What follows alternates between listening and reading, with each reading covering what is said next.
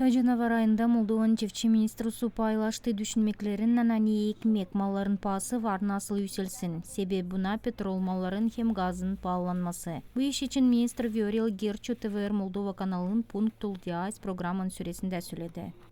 Bu yıl pek zengin buğday bereketi kabul edildi ama ne kadar da şaşma iş olmasın ekmen pahası hep o kadar kalktı. Bunun sebebi o ki türlü mallara pahalar hep öyle kalktılar. Buna bakarak petrol malların, salarkan, ya udobrenyaların yüksek pahası getirir ona. Hani ekmen de pahası değişir. Bitki yıllar Moldova'da kimi ekmek soylarına pahalar büyüdü. Diyelim Belçi kasabasının ekmek kombinatı ta ceviz ayında pahaları 5,5% yükseltti. Devletin başka yaşamak punktlarında öylece Gagauziyada da bu güzün 5%'dan ziyade hep öyle pahalar büyüdüler. Kıran ayın birinden insanı gene bir sürpriz beklerdi. Ekmen pahası yeniden yükseldi. Yaşayanlar şaşırırlar buna da bilmirler ne söyler doğru yaşama. Как можно относиться к этому, когда все дорожает? Все дорожает абсолютно. Hepsi pahalanır. Bu pek kötü bir iş. Ekmek o ilk yemek hangisine adam kullanır. Yer onun pahası kalkır. O zaman daha az ekmek yufka insanlar satın alabilecekler kendilerine. Чем дороже хлеб, тем меньше народу может его себе позволить. Только отрицательно. Pek prost, конечно. Ne ляшечку ihtiyar babucuk. Gazını mı ödesin, svetini mi ödesin, o ekmeğini mi? Yatta öyle içeride giyimli. Peki ekmek kalktı, даже bilmedim nasıl yapma. На одну bir pensiya, hiç даже bilmesince insan, особенно pensionerler. Bu yıl oldu yekinlik.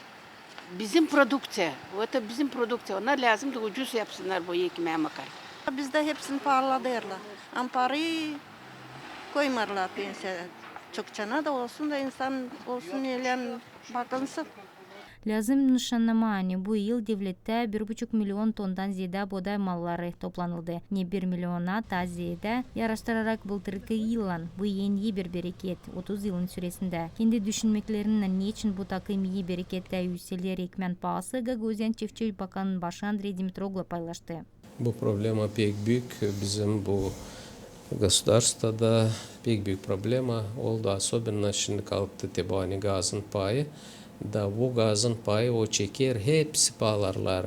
Hepsini.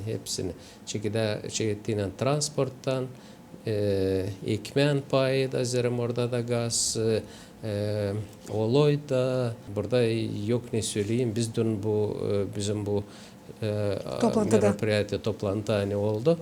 Burasla ettik. Ben söyledim, verdim bu bizim bu çorbacılıkların başbakanlarına dediğime, rukovoditelere söyledim hani diyelim yapın ne istersiniz ama yardım edin insana bir türlü.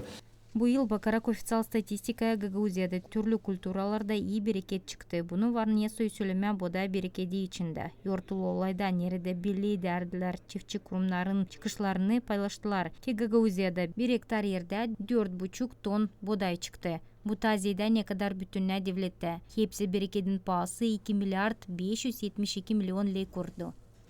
Людмила Новак, Вадим Табачук, Алексей Герчук, ГРТ Haberler.